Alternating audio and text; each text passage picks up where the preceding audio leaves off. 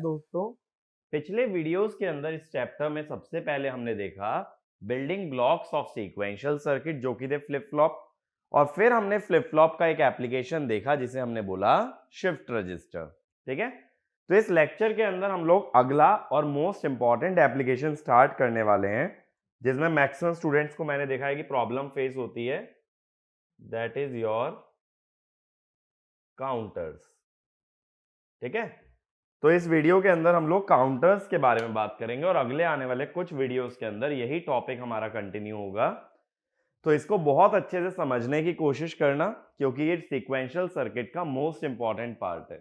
ठीक है, इसी पे से मैक्सिमम क्वेश्चन सीक्वेंशियल सर्किट के अंदर फ्रेम होते हैं, और अगर इसका एनालिसिस समझ गए कि किस तरह से क्वेश्चन को अप्रोच करना है, किस तरह से इसे टैकल करना है, तो कभी भी दिक्कत फेस नहीं करोगे काउंटर्स में।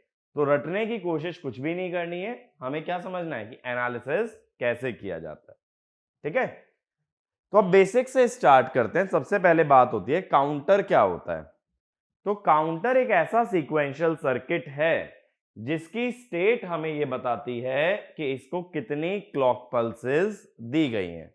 मतलब स्टेट मान लो है 011, 011 का डेसिमल वैल्यू क्या है 3, तो इससे यह मालूम चलता है कि इसको 3 क्लॉक पल्सेस सप्लाई की गई हैं।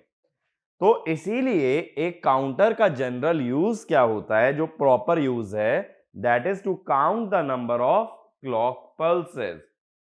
क्लॉक पल्सेस काउंट करने के काम में आता है, और जो भी इसकी स्टेट होगी that will represent the number of clock pulses applied. तो इसमें लिखना अ counter is a sequential circuit, a counter is a sequential circuit whose state represents the number of clock pulses fed to the counter, number of clock pulses fed to the counter, and it can be used to count the number of clock pulses. It can be used to count the number of clock pulses. ठीक है, अब देखो counters को जब हम classify करते हैं तो काउंटर्स को क्लासिफाई किया जाता है 3 कैटेगरी में। पहली कैटेगरी होती है सिंक्रोनस काउंटर्स। ठीक है, दूसरी कैटेगरी कहलाती है एसिंक्रोनस काउंटर्स, और तीसरी कैटेगरी कहलाती है हाइब्रिड। हाइब्रिड माने एसिंक्रोनस और सिंक्रोनस दोनों हो। तो सिंक्रोनस काउंटर का मतलब क्या होता है, देखो जैसे हमने शिफ्ट रजिस्टर पढ़ा तो उसमें हमने क्या देखा कि कई सारे फ्लिप फ्लॉप एक साथ कनेक्टेड थे एक शिफ्ट रजिस्टर को डिजाइन करने के लिए। सेम वे में जब काउंटर बनाते हैं तो एक नहीं बल्कि मल्टीपल फ्लिप फ्लॉप का यूज होता है। अगर सभी फ्लिप फ्लॉप में सेम क्लॉक सिग्नल अप्लाई करोगे तो उसे बोलेंगे सिंक्रोनस काउंटर, और सभी में अलग अलग क्लॉक सिग्नल दोगे तो that will be called as asynchronous counter. ठीक है, और हाइब्रिड में दोनों तरह के फ्लिप फ्लॉप कनेक्टेड रहेंगे जिसमें कि सेम क्लॉक सिग्नल भी जाए और कुछ में डिफरेंट क्लॉक सिग्नल भी जाए। तो एक काम करते हैं, इसको एक टेबल फॉर्मेट में बनाओ। पहला कॉलम लिखना सिंक्रोनस काउंटर, दूसरा कॉलम लिखो एसिंक्रोनस काउंटर। तो पेज को 2 पार्ट में डिवाइड कर लो, लेफ्ट में लिखो सिंक्रोनस काउंटर और राइट में लिखना एसिंक्रोनस काउंटर। अब सिंक्रोनस काउंटर में पहला पॉइंट लिखो all flip flop have the same clock. All flip-flop have the same clock. Asynchronous में लिखना the output of one flip-flop is used to drive the clock of the other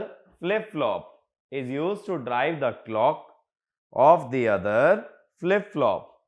यानी कि पहले के output की मदद से अगले की क्लॉक जनरेट की जाएगी। अब इसके अंदर दिक्कत क्या होगी, पहले का आउटपुट आने में क्या आ जाएगा, प्रोपोगेशन डिले। मुझे पता है आउटपुट कभी भी इंस्टेंटली नहीं आता है, आउटपुट में हमेशा क्या होता है, प्रोपोगेशन डिले। अगर आउटपुट में एक प्रोपोगेशन डिले आ गया तो अगले वाला क्लॉक का इंतजार करता रहेगा, क्योंकि उसे क्लॉक जब तक नहीं मिलेगी जब तक पहले का आउटपुट नहीं आ जाता। बात समझ आ रही है, क्योंकि उसकी क्लॉक पहले के आउटपुट से जुड़ी है। पहले के आउटपुट से अगर उसे क्लॉक मिलने वाली है तो जब तक आउटपुट नहीं आएगा अगले फ्लिप फ्लॉप को क्लॉक नहीं मिलेगी। तो इसका मतलब है उसे वेट करना पड़ेगा, फिर अगले वाले का आउटपुट और देरी से आएगा तो तीसरे वाला और ज्यादा वेट करेगा, तीसरे का आउटपुट और ज्यादा देरी से आएगा, फोर्थ वाला और वेट करेगा। इस तरह से प्रोपोगेशन डिले बढ़ता ही जाएगा, क्योंकि जितनी देर में पहला फ्लिप फ्लॉप आउटपुट देगा तभी दूसरे को क्लॉक मिलेगी, फिर कुछ देर बाद दूसरा देगा, तब तीसरे को क्लॉक मिलेगी, फिर तीसरा देगा, फिर चौथे को क्लॉक मिलेगी। तो इस तरह से सबको एक साथ क्लॉक ना मिलने से प्रोपोगेशन डिले बढ़ जाता है। लेकिन जब सबको एक ही क्लॉक दे रहा हूं तो सब लोग अपना आउटपुट एक साथ जनरेट कर सकते हैं, तो डिले कम होता है। तो सिंक्रोनस में यही लिखो, it is faster, it is faster. Asynchronous में लिखना, the next flip flop has to wait for the output, the next flip flop has to wait for the output of the previous flip flop, so propagation delay is increased, so propagation delay is increased। ठीक है। Synchronous में अगला लिखो, as the number of states increase,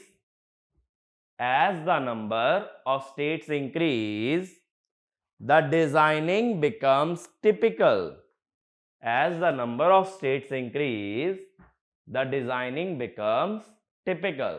asynchronous में design is simple, design is simple। ठीक है। synchronous में लिखो, all the flip flop change their output simultaneously, all the flip flop change their output simultaneously। asynchronous में लिखो, different flip flops change their output at different times, different flip flop change their output at different time। next लिखो, synchronous में, synchronous counter can be used for counting as well as waveform generation,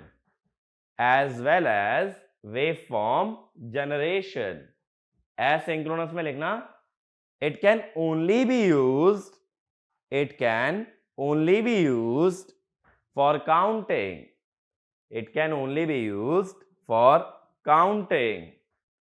अगला लिखो, synchronous में, random sequence is possible. देखो जैसे इस तरह का कोई भी सीक्वेंस बना सकते हो, तो ये रैंडम है सीक्वेंस अपना, तो ये पॉसिबल है। तो सिंक्रोनस के अंदर कोई भी रैंडम सीक्वेंस पॉसिबल हो सकता है, लेकिन जब एसिंक्रोनस की बात आती है तो उसमें सीक्वेंस प्रॉपर मैनर में ही चलता है, या तो इंक्रीजिंग सीक्वेंस होगा या डिक्रीजिंग। इंक्रीजिंग होता है तो बोल देते हैं अप काउंटर, और डिक्रीजिंग होता है तो बोल देते हैं डाउन काउंटर। लेकिन एसिंक्रोनस के अंदर ऐसा नहीं कर सकते कि किसी भी स्टेट पे जंप कर जाओ, एक एक स्टेट तुम्हें सीक्वेंस में जाना पड़ेगा।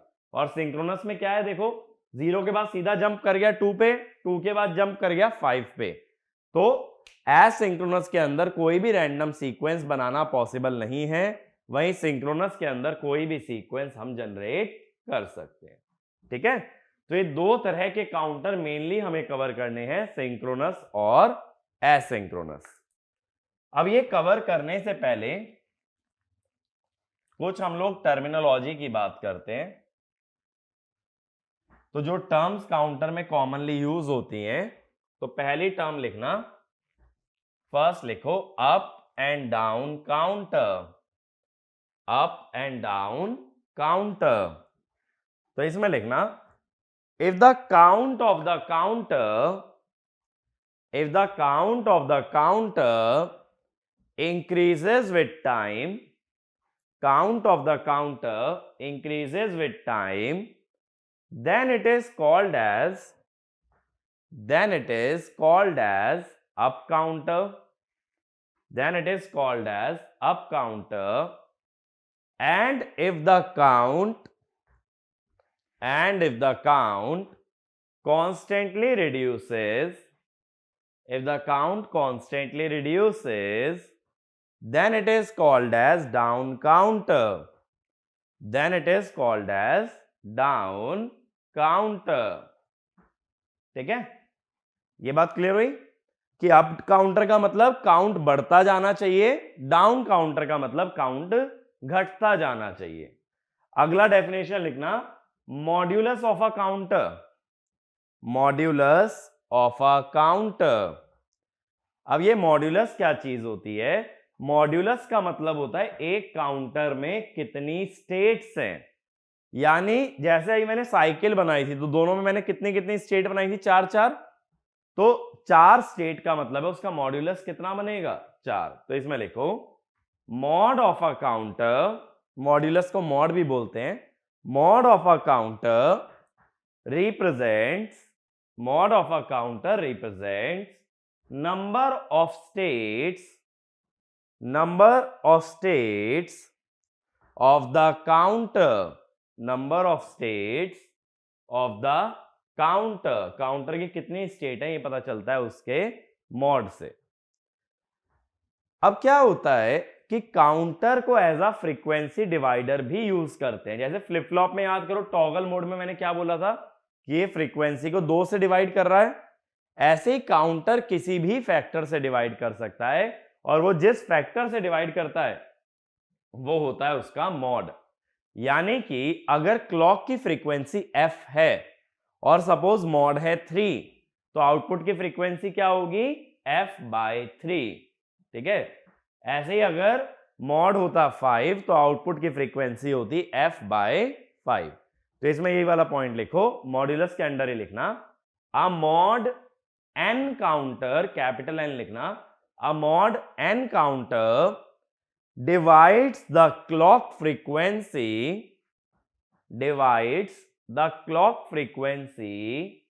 by a factor of capital N, so it is also called as divide by n counter, ठीक है। तो मॉड्यूलस का मीनिंग क्लियर है सभी लोगों को? मॉड्यूलस कभी भी पूछा जाए तो ये देखना काउंटर के अंदर कितनी स्टेट्स आ रही हैं, उसी को हम उसका मॉड्यूलस बोलते हैं, और आउटपुट की फ्रीक्वेंसी भी उसी नंबर से डिवाइड होती है। तीसरा लिखो लॉक आउट। अब लॉकआउट का क्या मतलब होता है? देखो, जैसे ही मैंने सिंक्रोनस काउंटर का एग्जांपल लिया, उसमें कौन कौन सी स्टेट दिखाई थी, 0 2 5 7। यानी इसके अलावा जो स्टेट्स हैं वो काउंटर की साइकिल का हिस्सा नहीं है। जैसे 1 3, ठीक है, 0 2 5 6 दिखाई दिया, 5 7 चलो जो भी दिखाया था। इसके अलावा जैसे स्टेट हो गई 1 3 4, ये सारी साइकिल का हिस्सा नहीं है। अगर किसी भी कारण से नॉइज आने की वजह से, कुछ गलत ऑपरेशन की वजह से काउंटर अगर इस स्टेट में चला जाए जो काउंटर की साइकिल का हिस्सा नहीं थी और वापस ना आ पाए, तो उसे बोलते हैं लॉकआउट। कहने का मतलब, if counter goes into one of the unused state, unused माने जिसका यूज नहीं किया, वो जैसे सिंक्रोनस काउंटर में कौन सी थी, 1 3 4।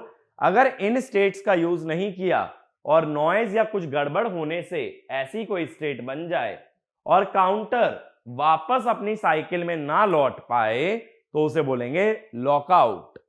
ठीक है, तो इसमें लिखो a counter is said to be, a counter is said to be in lockout state, is said to be in lockout state if if it enters if it enters one of the unused states, if it enters one of the unused states due to noise and is unable to come back to one of the used states, ठीक है। और last concept लिखो cascading of counters,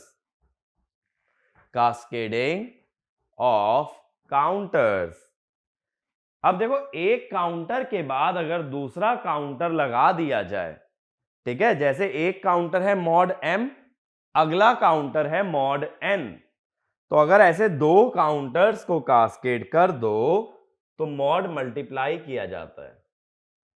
देखो इसके अंदर कुछ मत लिखना, बस ऐसे एक ब्लॉक डायग्राम बना लो। एक मॉड m काउंटर है, इसके आगे एक मॉड n काउंटर है।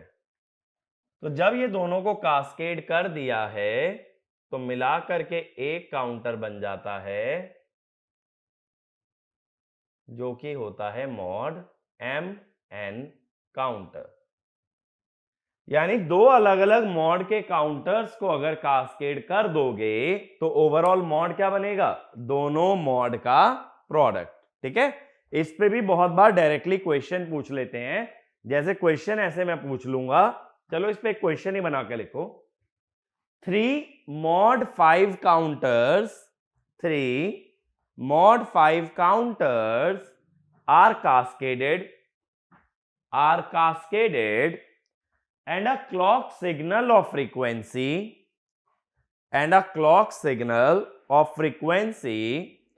1 megahertz is applied. Clock signal of frequency 1 megahertz is applied. Find the frequency of the output signal. Find the frequency of output signal. तो हम ये बोलेंगे 3 मॉड 5 वाले हैं, तो ओवरऑल मॉड निकाल लो।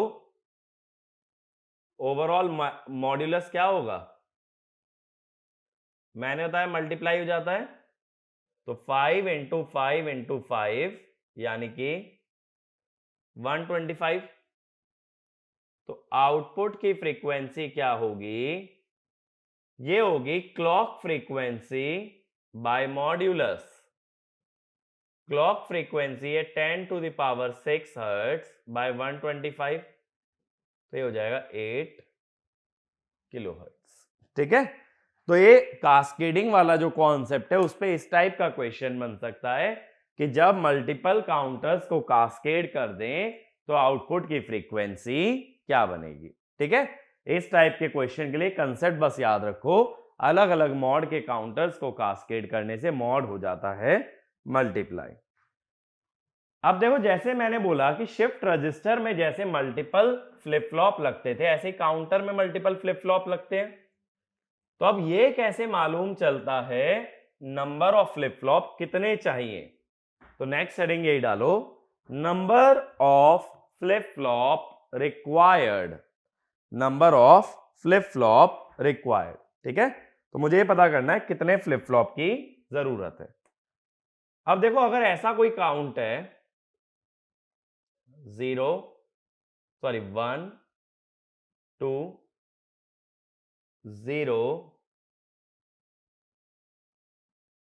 3 इस तरह से, अगर ऐसा सीक्वेंस चल रहा है तो अब इसके अंदर कितनी स्टेट्स हैं? नंबर ऑफ स्टेट्स कितनी है? 4 है। तो हम ये बोलते हैं इसको कैपिटल एन बोल के कि number of flip flop is equal to small n greater then equal to log 2 base n. कैसे? अब देखो यहां पे n must be greater then equal to log 2 base 4, तो हम ये बोल देंगे 2 फ्लिप फ्लॉप आर रिक्वायर्ड। अब ये आया कैसे? देखो कोई भी स्टेट अगर जनरेट करनी है, जैसे शिफ्ट रजिस्टर ही थे, उसमें कोई भी आउटपुट क्या था? सभी फ्लिप फ्लॉप के आउटपुट का कॉम्बिनेशन। मान लो 4 फ्लिप फ्लॉप है, अब अगर स्टेट है 1011, तो ये चारों के आउटपुट के कॉम्बिनेशन से बनी है। यानी कोई भी स्टेट कैसे बनती है? By means of combining the output of each flip flop. ये बात क्लियर है? सभी फ्लिप फ्लॉप के आउटपुट को जोड़ के स्टेट बनती है। अब मेरे पास स्मॉल n फ्लिप फ्लॉप है, तो कितनी स्टेट्स बन सकती हैं? अगर n फ्लिप फ्लॉप है तो स्टेट्स बन सकती हैं 2 की power n। 2 to the power n क्या है? पॉसिबल स्टेट्स है।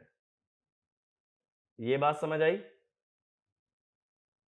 अब यूज्ड स्टेट्स कितनी है जो तुम यूज कर रहे हो? वो है कैपिटल N। तो हम क्या बोलेंगे कि पॉसिबल स्टेट्स हमेशा यूज्ड से ज्यादा होनी चाहिए, यानी कि लॉग अगर ले लो तो n must be greater then log 2n। ये बात समझ आई कि अगर n फ्लिप फ्लॉप है तो उनके कितने कॉम्बिनेशन बन सकते हैं? 2 की पावर n, और जितनी पॉसिबल स्टेट है हमेशा उससे वो यूज स्टेट से ज्यादा होनी चाहिए। ये तो एक नॉर्मल काउंटर की बात हो गई, जिसमें कि या तो काउंटिंग अप हो या काउंटिंग डाउन हो। लेकिन देखो सिंक्रोनस में अभी हमने बोला था कोई भी रैंडम सीक्वेंस बना सकते हो। तो मान लो ऐसा सीक्वेंस है 0 2 5 7, सपोज ऐसा है। अब अगर तुम यही कहोगे, यही फॉर्मूला लगाते हो, तो तुम ये कहोगे अभी भी तो 4 ही स्टेट हैं। अगर 4 स्टेट हैं तो कितने फ्लिप फ्लॉप की जरूरत पड़ेगी? 2 फ्लिप फ्लॉप की। लेकिन 2 फ्लिप फ्लॉप में क्या क्या कॉम्बिनेशन हो सकते हैं? 0 0 0 1 1 0 1 1। यानी मैक्सिमम कहां तक जा सकते हो? 1 1 तक जा सकते हो। 1 1 का मतलब हुआ 3, जबकि यहां दिखाया कहां तक है? 7 तक। इसका मतलब कोई भी रैंडम सीक्वेंस अगर जनरेट करते हो तो ये फॉर्मूला एप्लीकेबल नहीं है। तो ये वाला डायग्राम बना के ना एक पॉइंट लिखो, इन दिस स्टेट डायाग्राम। आगे आएंगे स्टेट डायग्राम का मतलब क्या होता है, अभी लिखो in this state diagram there are only, in this state diagram there are only 4 states, there are only 4 states. So it appears, two flip-flops are required. So it appears 2 flip-flop are required, but with 2 flip-flop, a maximum count of 3, a maximum count of 3 can be achieved, so counting up to 7,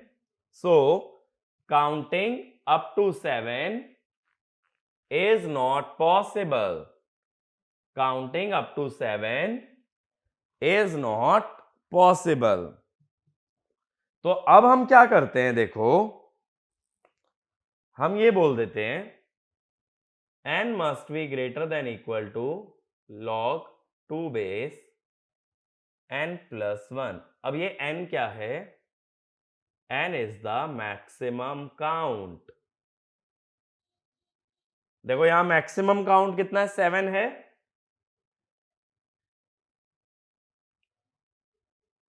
तो 7 plus 1 कितना हो जाएगा? 8 हो जाएगा। n greater then equal to 3, क्योंकि 2 base पे 8 होता है 3, तो 3 फ्लिप फ्लॉप आर रिक्वायर्ड। अब देखो 3 फ्लिप फ्लॉप में कहां तक जा सकता है कॉम्बिनेशन, 0 0 0 से लेके 1 1 1 तक। तो 1 1 1 का मतलब क्या होता है 7, तो हम 7 तक जा सकते हैं। ठीक है, तो मैंने फॉर्मूले को मॉडिफाई कर लिया। अगर कोई भी रैंडम सीक्वेंस बनाया जा रहा है तो नंबर ऑफ फ्लिप फ्लॉप ज्यादा चाहिए। अब 3 फ्लिप फ्लॉप में कितनी स्टेट्स पॉसिबल हैं, ये मुझे बताओ, पॉसिबल स्टेट्स कितनी है? पॉसिबल स्टेट्स हैं 2 की पावर n यानी कि 8। अब ये देखो डायग्राम में यूज कितनी हुई है, डायग्राम में यूज हुई हैं 4, तो कितनी स्टेट्स यूज नहीं हुई हैं? अनयूज्ड है 8 माइनस 4 इक्वल टू 4। तो यानी 4 स्टेट का यूज कर रहे हो और 4 को खाली छोड़ दे रहे हैं। तो यही चीज मैंने बोली थी जब लॉकआउट की बात की थी। अगर मान लो काउंटर चला गया 1 में, 1 तो इस साइकिल का हिस्सा नहीं है, अगर वो वापस इस साइकिल में नहीं लौट पाया तो उसे बोलते हैं लॉकआउट। तो जब हम काउंटर डिजाइन करते हैं तो लॉकआउट पे भी खास ध्यान रखते हैं कि लॉकआउट नहीं होना चाहिए, वरना काउंटर अगर इस सीक्वेंस से बाहर चला गया तो वापस कभी इस सीक्वेंस में अंदर नहीं आ पाएगा। ठीक है, तो वापस क्या करना पड़ेगा, उसे ऑफ करके ऑन करना पड़ेगा, वो अपने आप इस सीक्वेंस में वापस नहीं आ सकता। तो जैसे जैसे हम आगे बढ़ेंगे सिंक्रोनस काउंटर्स में देखेंगे तो हम ये भी देखेंगे कि लॉकआउट की प्रॉब्लम को कैसे टैकल किया जाता है। ये बात समझ आई? ठीक है, तो ये क्लियर है नंबर ऑफ फ्लिप फ्लॉप कैसे डिराइव करते हैं। अब देखो एक इंपॉर्टेंट कॉन्सेप्ट हम लोग और पढ़ते हैं आगे बढ़ने से पहले, तो नेक्स्ट हेडिंग डाल लेना, asynchronous input, asynchronous input to a flip flop, asynchronous input to a flip flop।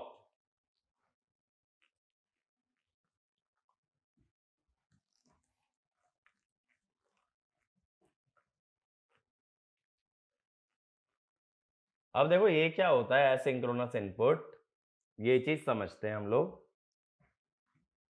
Asynchronous input वो होते हैं जो फ्लिप फ्लॉप के आउटपुट को चेंज करने के लिए कभी भी क्लॉक का इंतजार नहीं करते। तो ये चीज मैंने फ्लिप फ्लॉप के अंदर इसलिए डिस्कस नहीं की, इसका ज्यादा यूज हमारा काउंटर्स में होता है, तो काउंटर्स के साथ बात कर रहे हैं।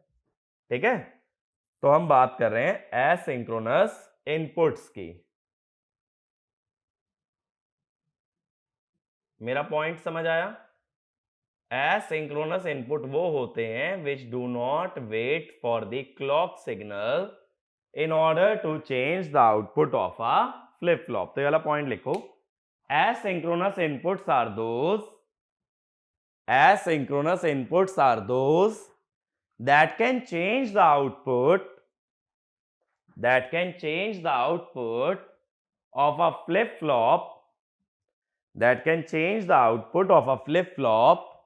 without waiting for the clock edge,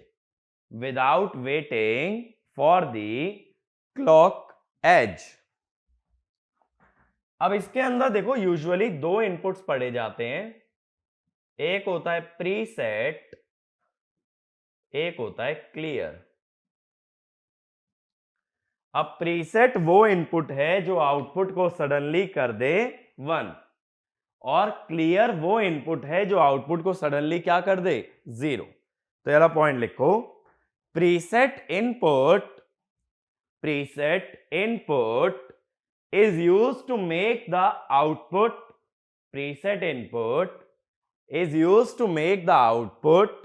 of a flip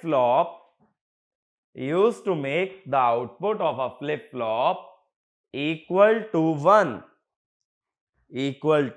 1, and clear input is used to make the output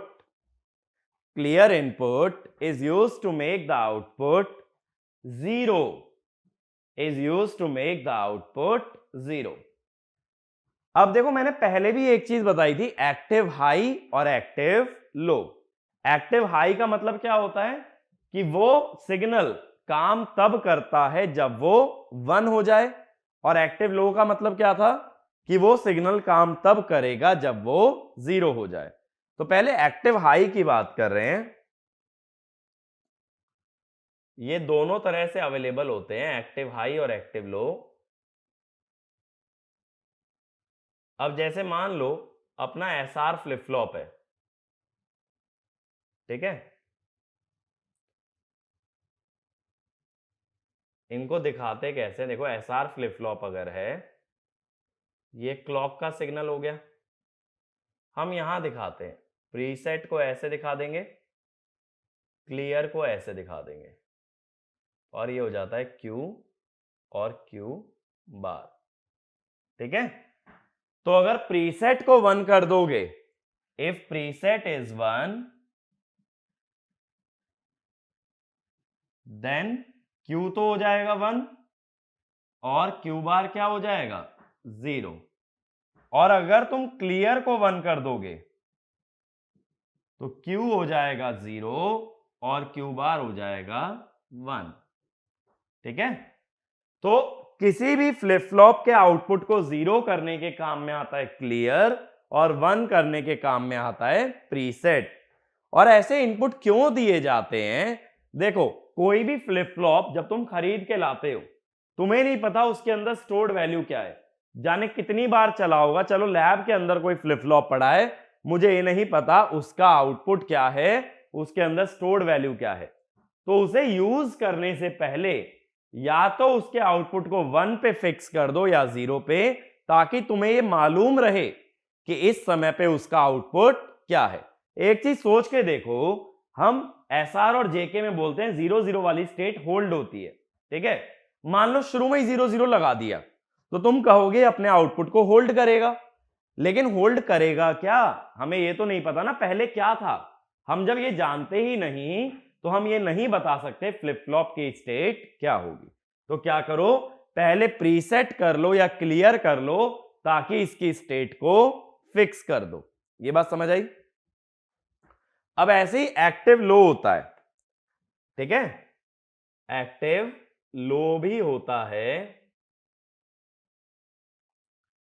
active low में हम ये कहते हैं प्रीसेट या क्लियर करने के लिए इस सिग्नल को 0 करना पड़ेगा, ना कि 1। तो एस आर क्लॉक, ठीक है। तो यहां प्रीसेट पे ऐसे बबल दिखा देते हैं और दिखा देंगे पीआरई बार, ऐसे ही क्लियर बार। इसका मतलब है ये एक्टिव लो है, तो इनको 0 करोगे तब ये एक्टिव होंगे। तो अब क्या बोलोगे, अगर पीआरई बार जो सिग्नल मैंने दिखाया ये 0 है तो आउटपुट 1 आ जाएगा। अगर पीआरई बार 1 है, सॉरी क्लियर बार, अगर क्लियर बार 0 है तो आउटपुट 0 आ जाएगा, ठीक है। लेकिन अब यह ध्यान रखना कि दोनों में से एक ही सिग्नल एक समय पे एक्टिव हो। ऐसा मत कर देना गलती से भी कि भाई दोनों को ही मैंने 0 कर दिया, तब आउटपुट अनडिटरमाइंड हो जाएगा। हम ये नहीं जानते जब दोनों सिग्नल को एक्टिव कर दो तो आउटपुट क्या होगा। तो ये वाला पॉइंट भी लिख लो, both preset and clear, both preset and clear should not be activated simultaneously, should not be activated simultaneously, otherwise the output of the flip flop, otherwise the output of the flip flop becomes unknown, output of the flip flop becomes unknown, ठीक है।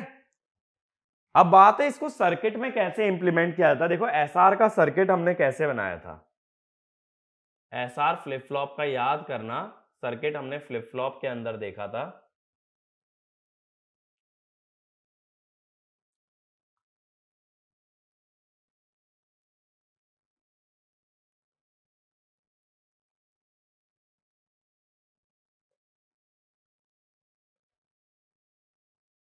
ठीक है, यहाँ पे एक और NAND gate लगा था,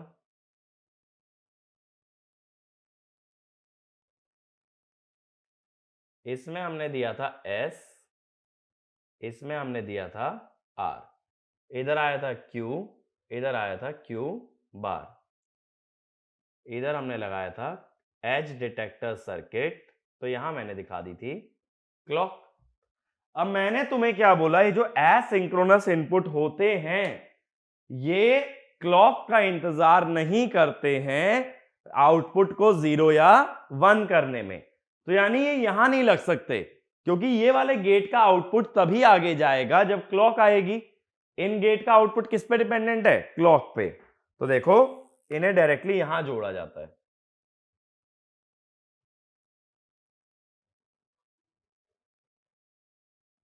ठीक है, अब एक चीज देखो, प्रीसेट बार का मतलब है उसे एक्टिवेट करने का क्या करना पड़ेगा, 0, एक्टिव लो है, इसे 0 कर दो, नैंड गेट का आउटपुट क्या आ जाएगा, 1। नैंड गेट में एक भी इनपुट अगर 0 होता है तो आउटपुट क्या होता है, 1 हो जाता है, तो आउटपुट 1 हो जाएगा अगर प्रीसेट बार को 0 कर दो।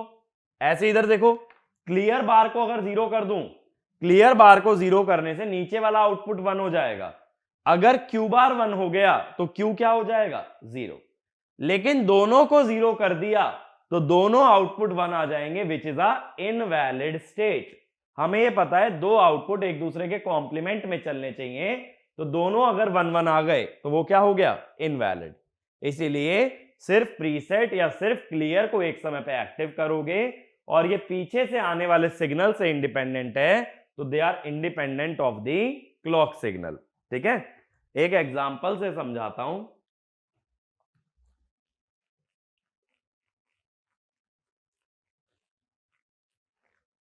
देखो, हम एक एग्जांपल लेते हैं वेवफॉर्म का, जिससे थोड़ा सा आइडिया लगे कि ये इनपुट काम कैसे करते हैं। तो मैं अभी एक ही इनपुट का एग्जांपल ले रहा हूं, क्लियर का, या चलो दोनों ले लो, कोई दिक्कत नहीं है। पहले मैं क्लॉक सिग्नल बना लेता हूं। क्लॉक सिग्नल में क्या बनाओगे, एक स्क्वायर वेव बनाओगे।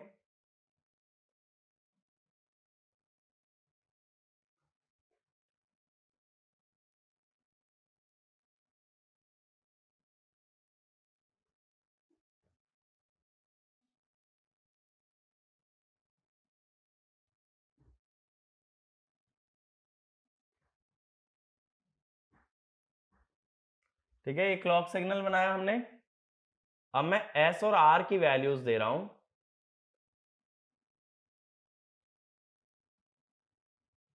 पहले एक काम करता हूं, मैं ये ग्राफ को नीचे ले आता हूं,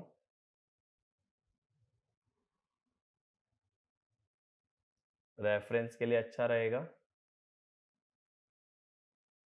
और इसमें देखो मैं इनवैलिड स्टेट को अवॉइड करने की कोशिश करूंगा, इसका मतलब मैं एस आर को 1 1 कभी नहीं दूंगा।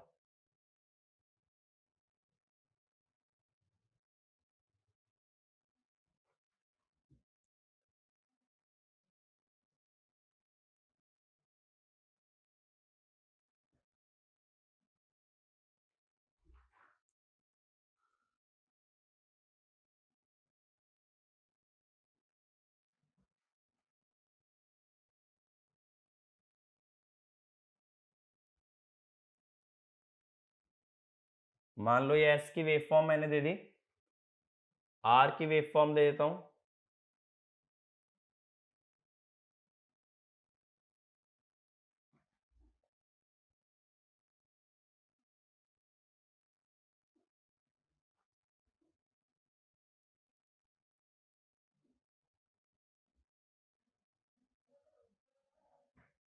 ये मैंने आर की वेवफॉर्म दे दी। अब मैं प्रीसेट बार की वेवफॉर्म दे रहा हूं, या प्रीसेट, ठीक है, प्रीसेट बार की वेवफॉर्म दे रहा हूं, यानी एक्टिव लो की बात कर रहे हैं। एक्टिव लो का मतलब है ये इनएक्टिव किस स्टेट में होगा, 1 वाली में।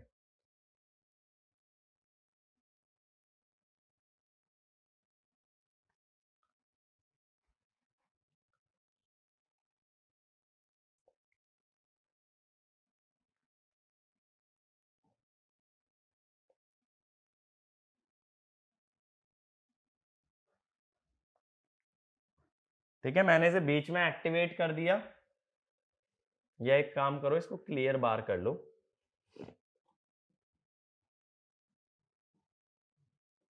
ये सारी वेवफॉर्म गिवन है ना, तो ऐसा मत सोचना कि मेरे को कैसे पता है कि ऐसी वेवफॉर्म आएगी।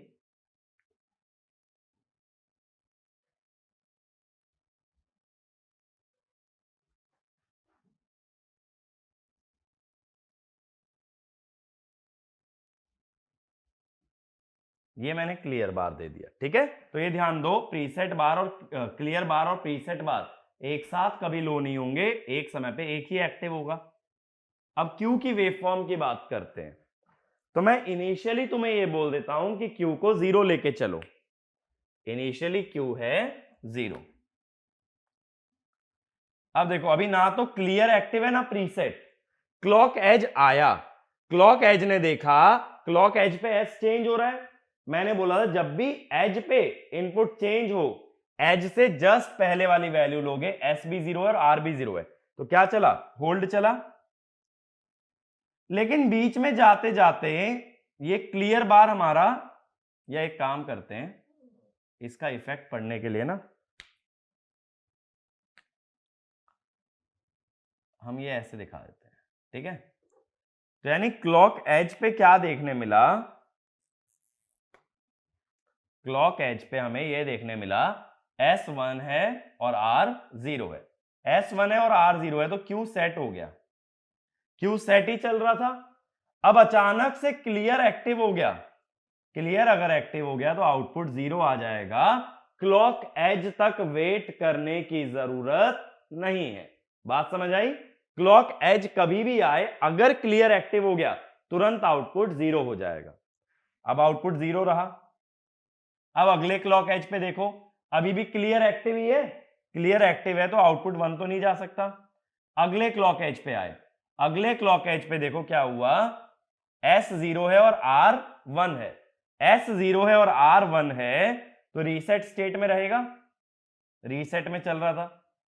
लेकिन यहां पे जाते ही तुमने प्रीसेट को एक्टिव कर दिया।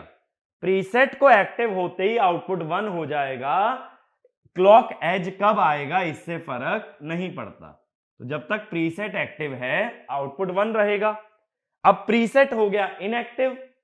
अब प्रीसेट और क्लियर जब दोनों इनएक्टिव हैं तो अब क्लॉक एज के हिसाब से आउटपुट आएगा। तो क्लॉक एज तक तो कुछ नहीं हो सकता। क्लॉक एज पे देखो S0 R0 तो क्या हो जाएगा, होल्ड। अगले क्लॉक एज पे S1 R0 तो सेट। अगले क्लॉक एज पे S0 R1 रीसेट। अगले क्लॉक एज पे 0 0 तो होल्ड। ठीक है। तो ये वाला जो ट्रांजिशन आया है ये किसकी वजह से आया है, ये क्लियर बार की वजह से आया है। और ये वाला जो ट्रांजिशन आया है ये प्रीसेट बार की वजह से आता है। यानी क्लियर और प्रीसेट से आउटपुट किसी भी टाइम पे चेंज हो सकता है, उसे क्लॉक एज की जरूरत नहीं होती। ये बात समझ आई? तो जब प्रीसेट और क्लियर में से कोई भी एक्टिव हो गया तो बाकी इनपुट क्या आ रहे हैं इससे फर्क नहीं पड़ता, इनकी प्रायोरिटी हमेशा ज्यादा होती है। ठीक है। तो इसमें ये वाला पॉइंट भी लिख लो, इफ आइदर प्रीसेट और क्लियर, इफ आइदर प्रीसेट और clear is active then output changes instantly regardless of the value of other inputs, regardless of the value of other inputs। ये बात समझ आई? बाकी इनपुट क्या है उससे कोई फर्क नहीं पड़ने वाला है। ठीक है। और क्लॉक एज का वेट करने की भी जरूरत नहीं है। फिर से एक बार समझते हैं वेवफॉर्म, जिन लोगों को क्लियर नहीं हुआ। देखो पहले ये देखो कि क्लियर और प्रीसेट दोनों 1 1 है तो इनएक्टिव है, क्योंकि एक्टिव लो लेके चल रहा हूं, इनएक्टिव है। क्लॉक एज आया S1 R0, S1 R0 पे क्या हो गया, सेट हो गया। अब अगले क्लॉक एज तक जाता उससे पहले हमने क्लियर को एक्टिव कर दिया। क्लियर जैसे ही एक्टिव हुआ आउटपुट हो गया 0। अब जब तक क्लियर एक्टिव रहेगा जब तक आउटपुट 0 ही रहना चाहिए, ठीक है। लेकिन इसके बाद क्लियर और प्रीसेट दोनों इनएक्टिव हो गए, बट अभी कुछ ये कर नहीं सकता। ये क्यों नहीं कर सकता? जब क्लियर और प्रीसेट दोनों इनएक्टिव होते हैं तब ये एस और आर के हिसाब से काम करेगा, एस और आर के हिसाब से काम करेगा क्लॉक एज पे। तो इसी आउटपुट को एक क्लॉक एज तक मेंटेन करता है। अब क्लॉक एज पे ये क्या देखता है, एस 0 है, आर 1 तो रीसेट है, रीसेट चला यानी 0 चला। अब अचानक से प्रीसेट एक्टिव हो गया, प्रीसेट एक्टिव होते ही तुरंत आउटपुट क्या हो गया, 1। अब जब तक प्रीसेट एक्टिव है ये कुछ नहीं कर सकता, यानी यहां तक इसे 1 रहना जरूरी है। अब इसके बाद क्लियर और प्रीसेट दोनों इनएक्टिव हो गए, तो ये काम किसके हिसाब से करेगा, एसआर के हिसाब से।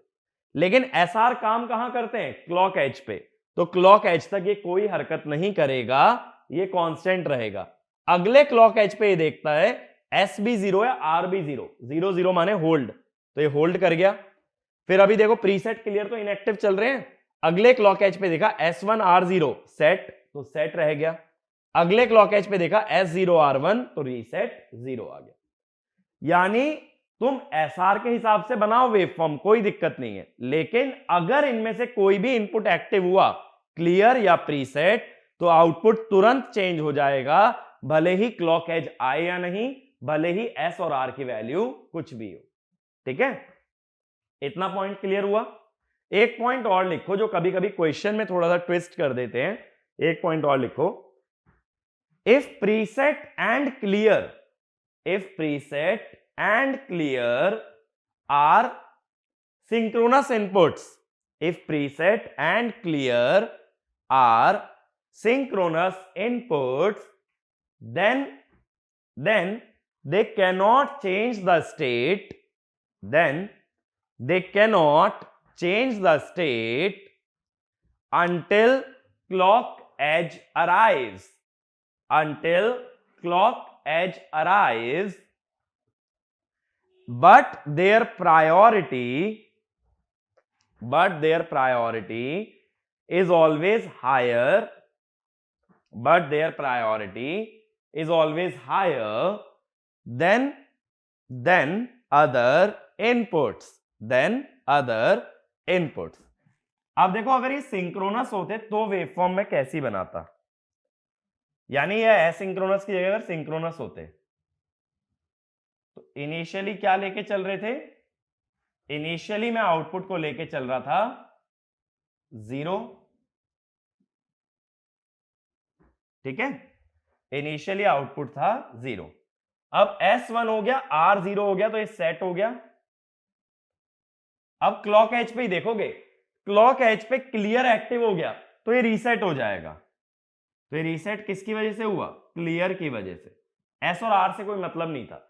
तो हर क्लॉक एज पे चारों इनपुट देखो, अगले क्लॉक एज पे देखो, अब अगले क्लॉक एज पे S0 है, R1 है और क्लियर और प्रीसेट इनएक्टिव है, S0 R1, तो ये वाली स्टेट हो गई रीसेट, ठीक है। अगले क्लॉक एज पे देखो, अब सॉरी अभी इस वाले क्लॉक एज पे थे ना, इस पे S1 और R0 है बट क्लियर भी एक्टिव है, अभी इस वाले क्लॉक एज पे अभी क्लियर भी एक्टिव है, तो ये वाला जो है ना क्लियर की वजह से चल रहा है। तो ये वाला किस वजह से चल रहा है, क्लियर की वजह से। अगले क्लॉक एज पे आए S0 R1, S0 R1 preset और क्लियर नहीं चल रही, तो S0 और R1 में क्या हो जाएगा, रीसेट। अब अगले क्लॉक एज पे आओ, इसमें प्रीसेट एक्टिव है, प्रीसेट एक्टिव है तो बाकी इनपुट क्या है फर्क नहीं पड़ता, आउटपुट हो गया 1। अगले क्लॉक एज पे आओ, S0 R0 और प्रीसेट क्लियर दोनों इनएक्टिव है, 0 0 माने होल्ड, तो ये वाला किसकी वजह से आया, प्रीसेट की वजह से। अब आएगा होल्ड। अगले क्लॉक एज पे आओ, S1 R0 सेट, क्योंकि प्रीसेट क्लियर दोनों इनएक्टिव है। अगले क्लॉक एज पे आओ, S0 R1 रीसेट, ठीक है। अब इसका मतलब क्या हुआ, अगर प्रीसेट और क्लियर भी सिंक्रोनस इनपुट होते तो इनके चेंज से आउटपुट में चेंज इंस्टेंटली नहीं आता, बल्कि कब आता, क्लॉक का एज आने पे। तो तो ये वाली वेवफॉर्म ज्यादा सिंपल हो जाती है। क्यों? हम हर बार क्लॉक का एज देखेंगे, उस पे सबसे पहले चेक होंगे क्लियर और प्रीसेट, क्योंकि इनकी प्रायोरिटी हाईएस्ट है। बाद में चेक होते हैं एस और आर। ये बात क्लियर हुई? तो ये जो इनपुट्स हैं ये काउंटर के अंदर बहुत ज्यादा यूज होने वाले हैं, क्योंकि क्या होगा, काउंटर मान लो अप काउंटर है, 0 से काउंटिंग शुरू करनी है, तो शुरुआत में सारे फ्लिप फ्लॉप का आउटपुट क्या होना चाहिए? 0। उसके लिए किसका यूज करूं? क्लियर सिग्नल का। तो क्लियर की मदद से सबको 0 कर दो और बाद में काउंटर को रन कर लो। तो आगे आगे देखोगे कि ये जो इंफॉर्मेशन हमने इस लेक्चर में ली है प्रीसेट और क्लियर के बारे में, ये बहुत ज्यादा रेलिवेंट है और ये बहुत ही ज्यादा आप लोगों को काम आने वाली है। ठीक है? तो देखो, इस लेक्चर में हम लोग काउंटर्स पे आगे डिस्कशन नहीं करेंगे, इसको हम लोग यहीं तक रखेंगे जहां हमने काउंटर्स के बेसिक के बारे में बात की है। तो मैंने आप लोगों से क्या क्या डिस्कस किया? काउंटर्स की कैटेगरीज, सिंक्रोनस, एसिंक्रोनस, हाइब्रिड। इसके अलावा क्या डिस्कस किया? सिंक्रोनस और एसिंक्रोनस में डिफरेंस क्या होता है। डिजाइनिंग वाला पार्ट आगे आएगा। ठीक है? इसके बाद हमने ये डिस्कस किया कुछ टर्मिनोलॉजी, जो कि अब मैं अगर यूज करूं तो आप लोगों को समझ आना चाहिए इसका मतलब क्या है। Up counter, down counter, mod हो गया, लॉकआउट हो गया, कास्केडिंग पे हमने एक क्वेश्चन देखा। तो ये सारी चीजें क्लियर होनी चाहिए। इसके अलावा हमने ये देखा कि नंबर ऑफ फ्लिप फ्लॉप कैसे निकालते हैं। तो अगर इंक्रीजिंग और डिक्रीजिंग सीक्वेंस है तो नंबर ऑफ स्टेट से आ सकता है, और अगर कोई रैंडम सीक्वेंस है तो मैक्सिमम काउंट देख के निकाला जाता है। ठीक है? और लास्ट में मैंने आपको मोस्ट इंपॉर्टेंट चीज बताई जो काउंटर के अंदर यूज होगी, प्रीसेट सिग्नल और क्लियर सिग्नल। अगर ये डायरेक्टली यहां लगे हैं तो एसिंक्रोनस है, तो जैसे ही इनमें से कोई भी एक्टिव हुआ आउटपुट तुरंत चेंज होगा, क्लॉक का वेट नहीं करता। अगर ये सिंक्रोनस है तो क्लॉक के एज पे ही आउटपुट चेंज होगा, भले ही तुम बीच में कहीं भी प्रीसेट या क्लियर की वैल्यू को बदल दो। ठीक है? तो क्वेश्चन जब कभी आएगा तो उसमें लिखा होगा क्लियरली कि प्रीसेट और क्लियर सिंक्रोनस हैं या एसिंक्रोनस। ऐसा क्लियर लिखा रहता है, तो डरने वाली बात नहीं कि पता कैसे लगाओगे सिंक्रोनस एसिंक्रोनस। अगर अंदर सर्किट खोल के दिया है, क्लॉक से पहले लगा है तो सिंक्रोनस, क्लॉक के बाद लगा है तो एसिंक्रोनस। ठीक है? तो वैसे ऐसा होता नहीं है, वो लिख देगा सिंक्रोनस प्रीसेट एंड क्लियर या asynchronous preset and clear. But ये इनपुट को बहुत अच्छे से ध्यान रखना है, क्योंकि ये काउंटर्स के अंदर बहुत कॉमनली यूज होता है। ठीक है? तो अगले लेक्चर के अंदर हम लोग स्टार्ट करेंगे अपना काउंटर्स का एनालिसिस। तो उसमें सबसे पहले हम स्टार्ट करेंगे शिफ्ट रजिस्टर वाले काउंटर। अभी हम लोग शिफ्ट रजिस्टर पढ़ के ही आ रहे हैं। जब हम शिफ्ट रजिस्टर पढ़ के आ रहे हैं तो शिफ्ट रजिस्टर वाले काउंटर्स के बारे में हम डिस्कस करेंगे, और उसमें हम ये देखेंगे कि किस तरह से उसका एनालिसिस होता है। ठीक है? अच्छा, शिफ्ट रजिस्टर के नाम से मैंने लास्ट वीडियो के अंदर एक क्वेश्चन दिया था, एक बार उस पर और डिस्कस कर लेते हैं इस लेक्चर को कंक्लूड करने से पहले। मैंने बोला था शिफ्ट रजिस्टर का एक क्वेश्चन है। क्वेश्चन क्या था हमारा? क्वेश्चन शायद कुछ ऐसा था, जितना मुझे याद आ रहा है,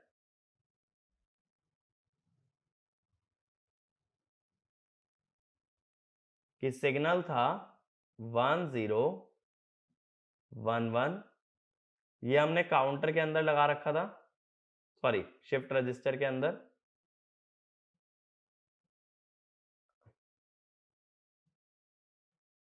और मैंने ये बोला था कि मुझे ये बताओ यही काउंट या यही आउटपुट कितने साइकिल के बाद आता है।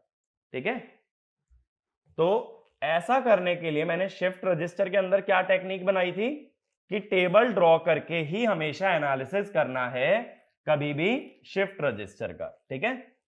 तो टेबल बनाने की कोशिश करते हैं हम लोग पहले। तो पहले ये डिलीट कर देते हैं।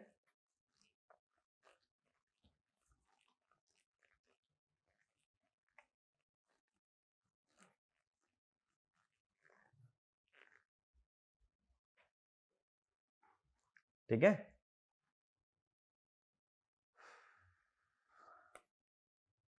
तो मैं ऐसे बना लेता हूं, Q3, Q2, Q1, Q0। Initially ये क्या है? 1011। ठीक है? अब इसके अंदर क्या होगा एक सेकेंड,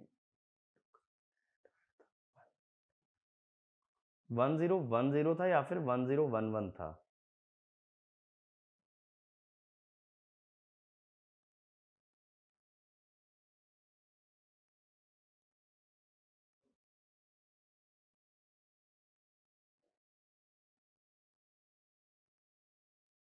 चलो 1011 से ही करते हैं जितना मुझे याद आ रहा है, ठीक है। अगर 1010 हो तो समझ लो किस तरह से करते हैं, वैसे ही ट्राई कर लेना। तो अब देखो ये जो डेटा इनपुट है, मैं इसको Q3 बोल रहा हूं, इसको Q2, इसको Q1 और इसको Q0। तो जो डेटा इनपुट है वो क्या है? Q2 XOR Q1 XOR Q0। जब हम मल्टीपल इनपुट का XOR लेते हैं तो हम क्या चेक करते हैं? हम चेक करते हैं ऑड नंबर ऑफ वंस। तो देखो एक काम करो, यहां डेटा भी दिखा दो। तो 0 1 1 कितने वंस हैं इसके अंदर? 2, तो आउटपुट क्या आएगा? 0। ऑड नंबर ऑफ वंस पे आता है 1। अब पहला क्लॉक सिग्नल लगाया तो ये इधर गया 1 0 1। अब 1 0 1 में कितने वंस हैं? अभी भी 2, यानी इवन, तो 0। अगले क्लॉक सिग्नल पे 0 0 1 0। अब 0 1 0 में कितने वंस हैं? 1, यानी ऑड। ऑड पे जोर गेट देता है 1। अगला क्लॉक सिग्नल लगाओ 1 0 0 1। अब 0 0 1 में कितने वन है? 1, यानी ऑड। अगला क्लॉक सिग्नल 1 1 0 0। अब कितने वंस हैं इन तीनों में? 1, यानी ऑड, तो 1। Fifth clock pulse 1 1 1 0। अब इन तीनों में कितने वंस हैं? 2, यानी इवन, तो 0 आएगा। तो 0 1 1 1। अब कितने वंस हैं इन तीनों में? 3, यानी इवन, सॉरी ऑड, तो 1 आएगा। तो सेवेंथ क्लॉक पल्स 1 0 1 1 आ गया। 1 0 1 1 दोबारे कौन सी क्लॉक पल्स पे आया? सेवेंथ पे। तो क्या बोलोगे? 7 clock pulses are required to obtain the same output. ठीक है, ऐसे एक काम करो, अगर यही क्वेश्चन 1 0 1 0 दिया होता, अगर इसी क्वेश्चन के अंदर 1 0 1 0 गिवन होता,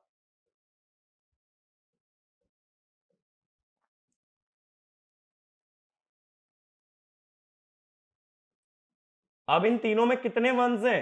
1 है, तो ऑड है, तो 1 आ जाएगा। अगली क्लॉक पल्स 1 1 0 1। अब कितने वंस हैं लास्ट के 3 में? लास्ट के 3 का ही तो जोर हो रहा है, तो उसमें कितने नंबर ऑफ वंस हैं? 2। 2 का मतलब इवन, तो इवन पे आता है 0, फिर 0 1 1 0। अब कितने वंस हैं? 2, यानी इवन 0, फिर से 0 0 1 1। ठीक है, अब कितने वंस है 0 1 1 में? 2, इवन, फिर से 0। अगली क्लॉक पल्स 0 0 0 1। अब कितने वंस हैं? इसमें वंस हैं 1, 1 का मतलब ऑड। अगली क्लॉक पल्स 1 0 0 0। अब कितने वंस हैं? एक भी नहीं, यानी 0 0 माने इवन, तो 0 आएगा। तो 0 1 0 0। अब कितने वंस हैं? 1, 1 1 है, तो ऑड। ऑड में क्या आएगा? अब देखो अगली क्लॉक पल्स में 1 0 1 0, तब भी आंसर क्या आता? 7 क्लॉक पल्सेस। ठीक है, सातवीं पल्स पे सेम सीक्वेंस रिपीट हो जाता 1 0 1 0। ये बात क्लियर हुई? तो ये क्वेश्चन मैंने लास्ट वीडियो के अंदर दिया था, जिसका सॉल्यूशन में आंसर आएगा 7 clock pulses are required to obtain the same sequence. ये बात क्लियर हो गई? ठीक है, यानी एक तरह से यहां पीरियोडिक चलेगा, और पीरियड कितना रहेगा इसका? 7 रहेगा।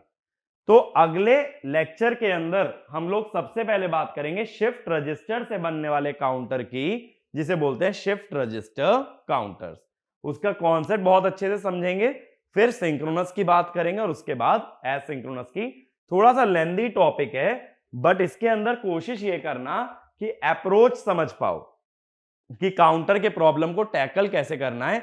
ये मोस्ट इंपॉर्टेंट पार्ट है। अगर इस पे कमांड बिठा लिया तो लाइफ में ऐसा नहीं हो सकता कि काउंटर का क्वेश्चन ना बना पाओ, ठीक है। बट अप्रोच की बात है। अब देखो, जब मैं कभी काउंटर का क्वेश्चन करता हूं तो मुझे हर बार ऐसा नहीं होता कि नोट्स खोलने की जरूरत पड़े, रिवाइज करने की जरूरत पड़े, क्योंकि मैंने रटा हुआ नहीं है। मुझे क्या पता है कि मेथड क्या है। भले ही मुझे तुम लोगों से या अदर स्टूडेंट से हो सकता है आधा मिनट 1 मिनट फालतू लगे, लेकिन इतनी गारंटी है कि आंसर आ जाएगा। अगर मैं बहुत सी चीजें रट के जाता हूं तो एग्जाम में होपलेस हो जाने के कारण कई बार भूल भी जाता हूं, ब्लैंक हो जाता है माइंड। उससे बचने का तरीका यही है कि रट के कम से कम जाओ, चीजों को समझो, ठीक है। तो यहां भी रटने की कुछ जरूरत नहीं है। देखो, शिफ्ट रजिस्टर का मैंने एक जनरल एनालिसिस बताया, मैंने कोई शॉर्टकट नहीं बताया, पूरी टेबल बनाई है तब आउटपुट आया। तो हमेशा ऐसे ही अप्रोच रखो कि ऐसी अप्रोच जो हर क्वेश्चन में चल पाए, रेदर देन हर क्वेश्चन के लिए एक नई अप्रोच डेवलप करें, ठीक है। तो इसी थॉट के साथ, इसी अप्रोच के साथ हम लोग अगले काउंटर्स के एनालिसिस को अप्रोच करेंगे और देखेंगे कि इतना टफ नहीं होता जितना हमारे अंदर उसके लिए फोबिया है, ठीक है। इस वीडियो के लिए इतना ही। Thank you.